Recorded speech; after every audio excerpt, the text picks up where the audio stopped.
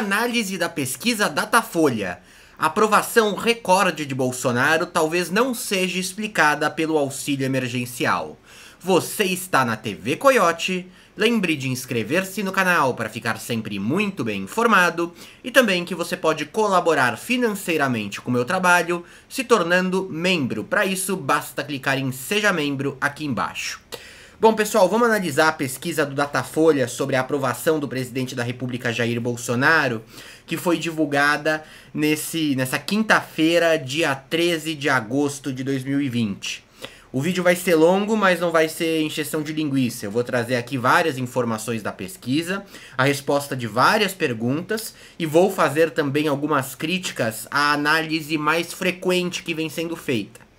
Bolsonaro conquistou esse auge de 37% de pessoas considerando ele ótimo e bom na pesquisa Datafolha por causa do auxílio emergencial. Eu acho que o negócio não é tão óbvio assim e eu vou deixar bem claro para vocês o porquê. Vamos lá então, primeiramente ao resultado. 37% considerou o governo ótimo e bom. Antes eram 32%, uma alta de 5%, acima da margem de erro. Os que achavam o governo ruim, péssimo, eram 44%, agora são 34%, uma queda de 10%, bastante representativa. Quem considerava regular eram 27%, agora são 23%. Bom, esse é o dado principal da pesquisa. Vamos ter uma referência? Como que Bolsonaro está perto de outros presidentes? Aqui a tabelinha. Na mesma altura do mandato, né? 1 ano e 7 meses depois que o Itamar se virou presidente. 1 ano e 5 meses depois que o Fernando Henrique se elegeu para o segundo mandato. Bom, Bolsonaro 1 ano e 7 meses de mandato com 37 de aprovação. O Temer tinha 6, era um caso muito excepcional, né?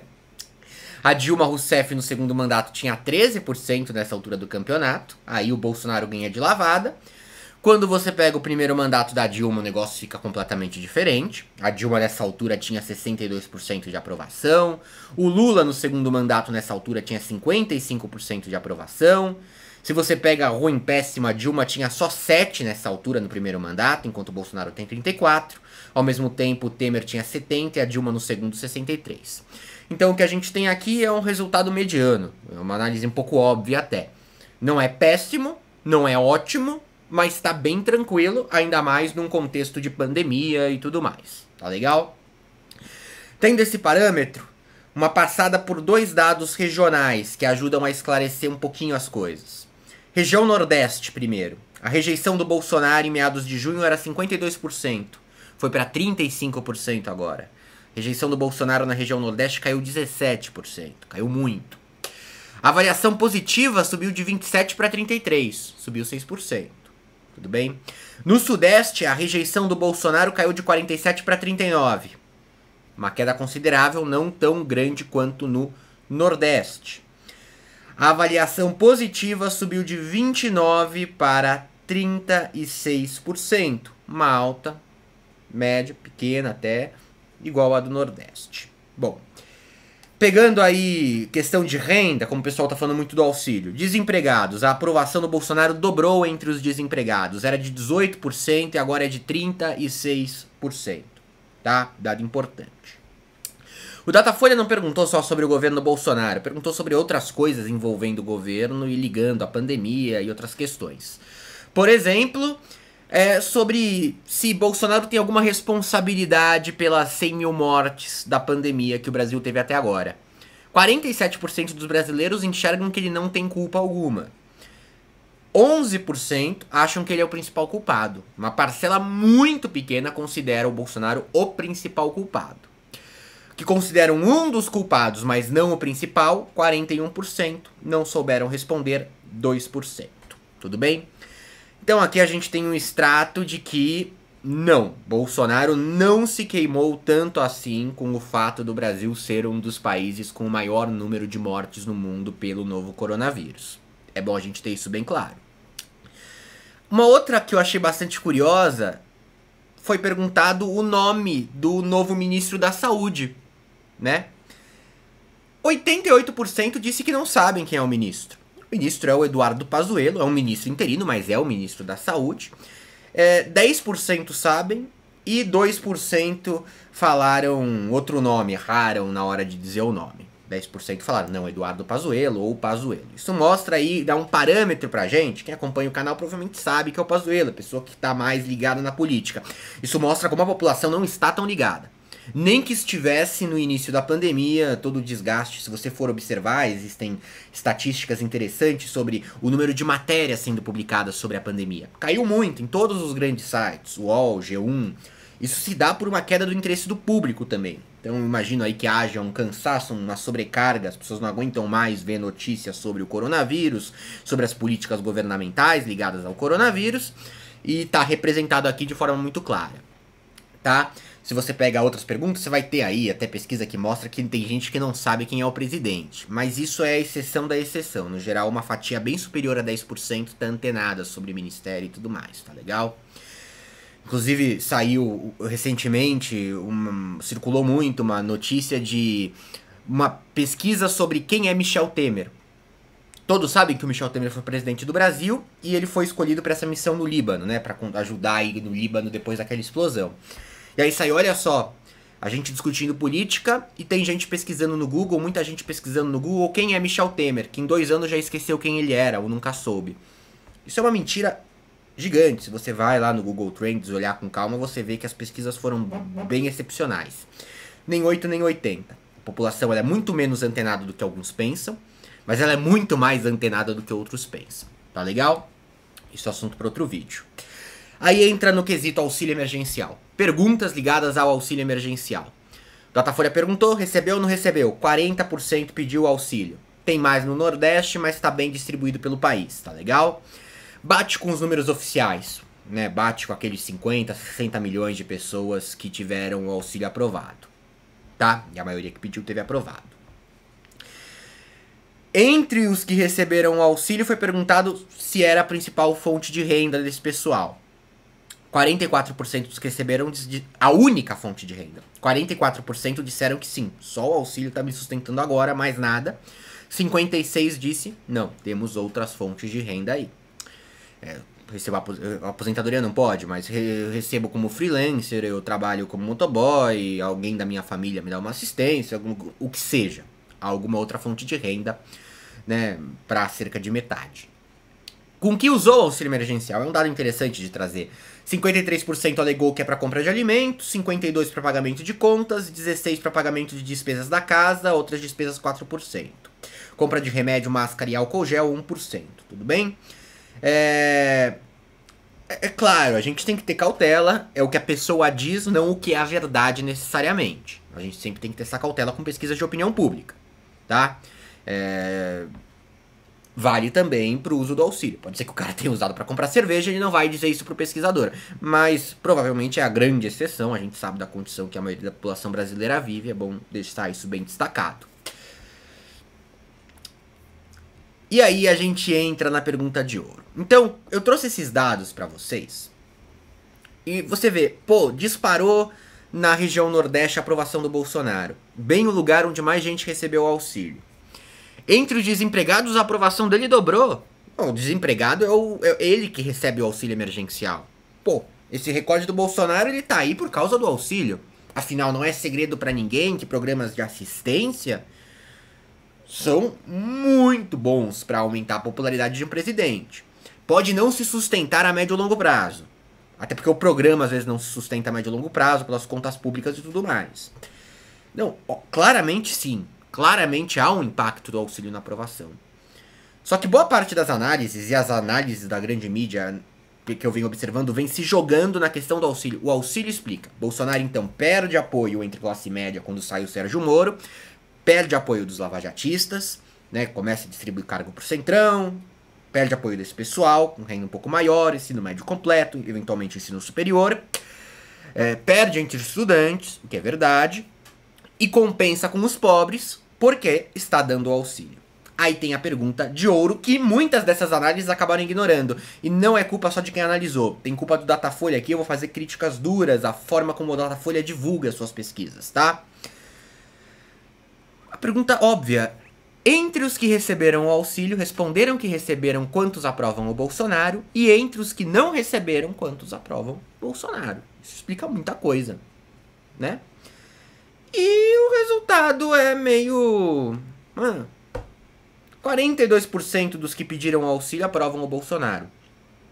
36% dos que não pediram aprovam. Então há uma distribuição, é quase igual. Há uma diferença de 6%, margem de erro de 2 para cima e para baixo, fica aí uma diferença muito pequena. Muito pequena. O que pode acontecer, efetivamente, é, entre os que não pediram o auxílio, o Bolsonaro já tinha essa faixa de 36%. Entre os que pediram, o perfil das pessoas que pediram, rejeitavam ele muito mais e agora passaram a aprovar. Isso não ficou tão descarado na pesquisa. Isso é uma hipótese, mas não ficou tão descarado. Ok, dobrou a aprovação entre desempregados. Aí você pega, né, a representatividade dos desempregados no país.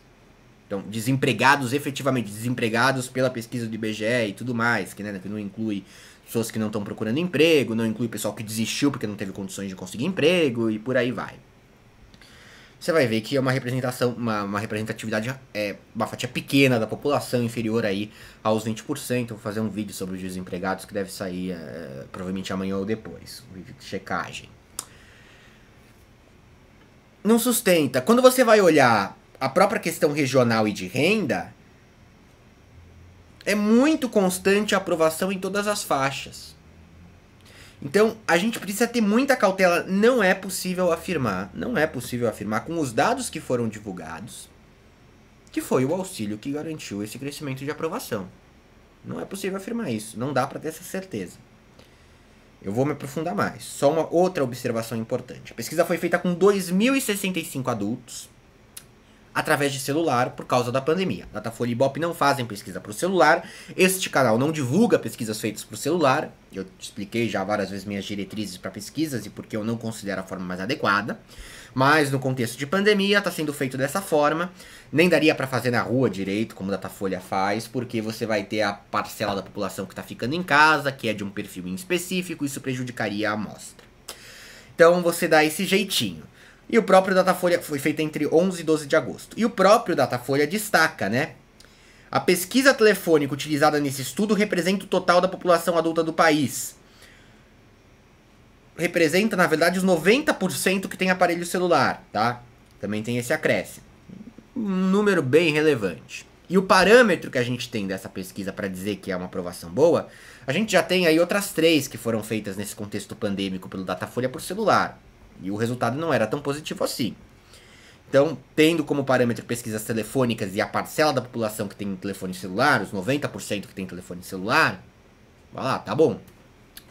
Sem contar que o perfil de quem não tem, muitas vezes, é bem exclusivo. Bom, e o Datafolha frisa: o método telefônico existe questionamentos rápidos, sem utilização de estímulos visuais, como o cartão com o nome dos candidatos. Então as pesquisas, elas têm uma série de artifícios para garantir que não haja um estímulo para que a pessoa responda de uma forma específica. Então você não mostra uma lista dos candidatos quando você vai entrevistar na rua. Se você mostra a lista, a pessoa pode ser influenciada pelo fato de um nome aparecer antes do outro. Né? Pôr em ordem alfabética, tanto faz. A pessoa pode ser influenciada. É um círculo em que a pessoa pega o círculo e escolhe. Existem outros artifícios. Existe o treinamento do pesquisador para ver como a pessoa está respondendo, para fazer com que aquela resposta represente a realidade. Por telefone isso fica prejudicado. Sem contar que não há essa experiência por parte do Datafolha. E foram utilizados pesquisadores aí, que aí sim tem uma experiência a mais para abordagens telefônicas. Mas o Instituto deixa claro: os dados devem ser analisados com alguma cautela. Eu reforço, eu acho que tem que ser analisado com muita cautela. Porque quando a gente olha as pesquisas feitas por XP, Datapoder, essas todas que são feitas por telefone, no geral, nas eleições, elas acabam errando, tendo uma margem de erro um pouco maior do que Datafolha e Ibope. É só você comparar uma com outra. Compara uma pesquisa da XP e uma do Datapoder feita ao mesmo tempo, você vai ver que há uma diferença maior do que uma Ibope e Datafolha feita ao mesmo tempo. Tá? Então eu acho que essa cautela tem que ser redobrada. Tudo bem? E aí notem o seguinte ponto. Cautela por ser por telefone. Não dá para afirmar descaradamente de que a causa disso é o auxílio. É uma grande hipótese e, em alguma medida, tem a ver. A aprovação é recorde, mas a gente precisa destacar que a aprovação era de 33% e foi para 37%. Então não é nenhuma alta de outro patamar. As pessoas viraram bolsonaristas. Não é nada nesse sentido. O que há eu esperava que caísse e subiu. Aí já é outro papo.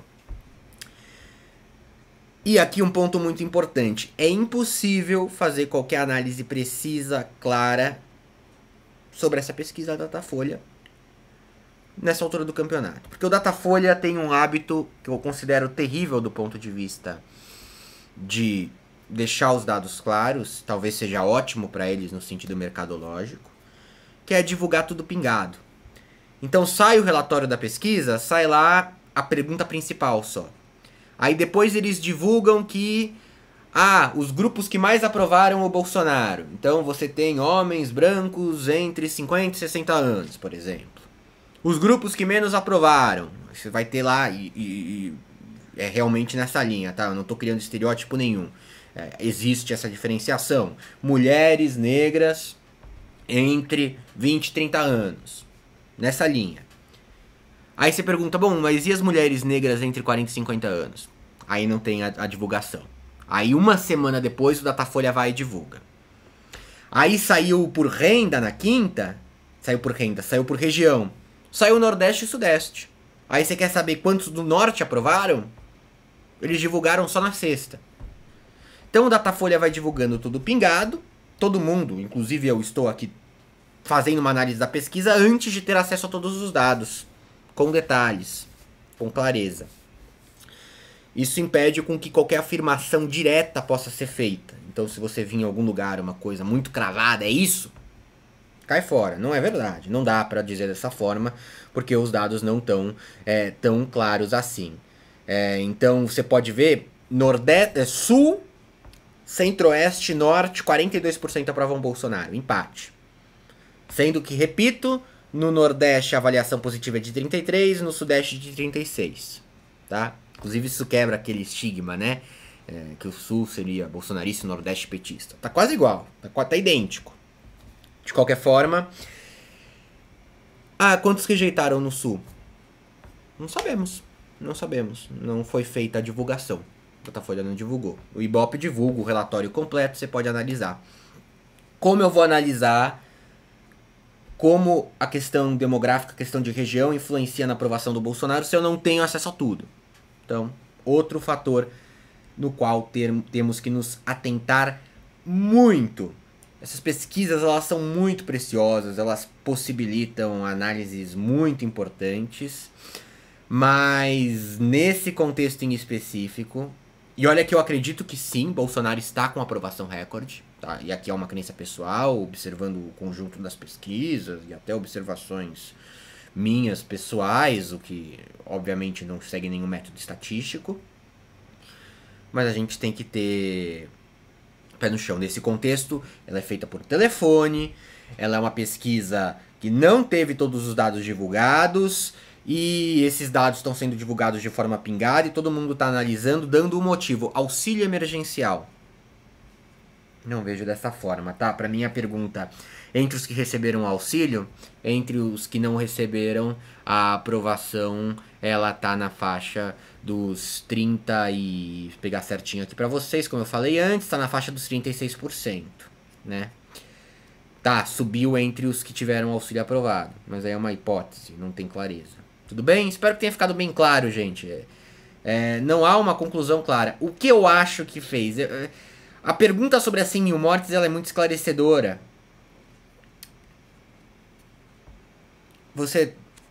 A população não culpa o Bolsonaro pelas 100 mil mortes. Não culpa por ele.